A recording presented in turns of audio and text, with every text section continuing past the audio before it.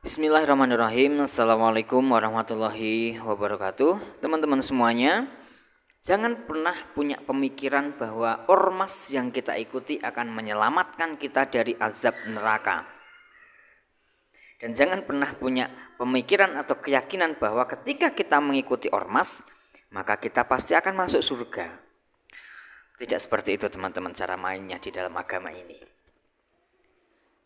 Karena kita meyakini bahwa Allah Subhanahu wa taala itu tidak pernah peduli dengan ormas apa yang kita ikuti. Ya. Allah Subhanahu wa taala juga tidak pernah memerintahkan kita untuk mengikuti satu ormas tertentu. Jadi teman-teman semuanya, ketika kita mengikuti ormas, apapun ormas itu, cukupkan saja bahwa itu sebagai tempat belajar kita, tempat sosial kita atau sosialisasi kita, atau tempat belajar kita dan lain sebagainya. Jangan pernah punya keyakinan dengan ikut ormas tertentu kalian pasti akan dijamin masuk surga. Jangan. Tidak boleh seperti itu teman-teman ya. Kenapa? Karena Allah Subhanahu wa taala itu memerintahkan kita untuk menyempurnakan agama kita, menyempurnakan pemahaman kita, dan melakukan peribadatan sesuai dengan contoh-contoh yang sudah diberikan oleh Rasul Muhammad SAW. Tidak terikat pada ormas-ormas tertentu teman-teman semuanya. Tidak seperti itu cara kita beragama. Sahabat, tabi'in, tabi'ut, dan lain sebagainya juga tidak pernah mengkotak-kotakkan diri mereka pada satu ormas tertentu. Ya, kalau mereka bermazhab. Tapi ini bukan ormas teman-teman. Mazhab dengan ormas itu tentu berbeda. Tidak bisa kita samakan teman-teman. Di dalam salafin sendiri, mazhabnya berbeda-beda. Mungkin saya dengan teman saya punya pemahaman mazhab yang lain. Mungkin ada orang lain dalam pemahaman salafin yang dia lebih condong kepada Syafi'iyah, ada lain lagi condong kepada Hanabilah dan lain sebagainya. Jadi teman-teman semuanya, ingin saya tekankan di sini bahwa kita tidak perlu terlalu mengagung-agungkan ormas yang kita ikuti.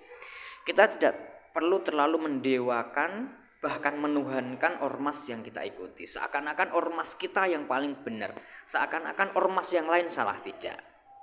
Ya, memang benar ketika salafiyin mengatakan perbuatan ini salah, perbuatan ini bid'ah, perbuatan ini menyelisihi Ahlussunnah wal Jamaah. Ingat, yang kita sampaikan adalah perbuatan.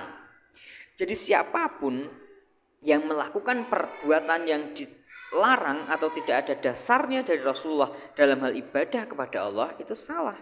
Mau siapapun yang melakukan. Oke? Jadi itulah mindsetnya, itulah pemahaman dari salafiyin. Oke?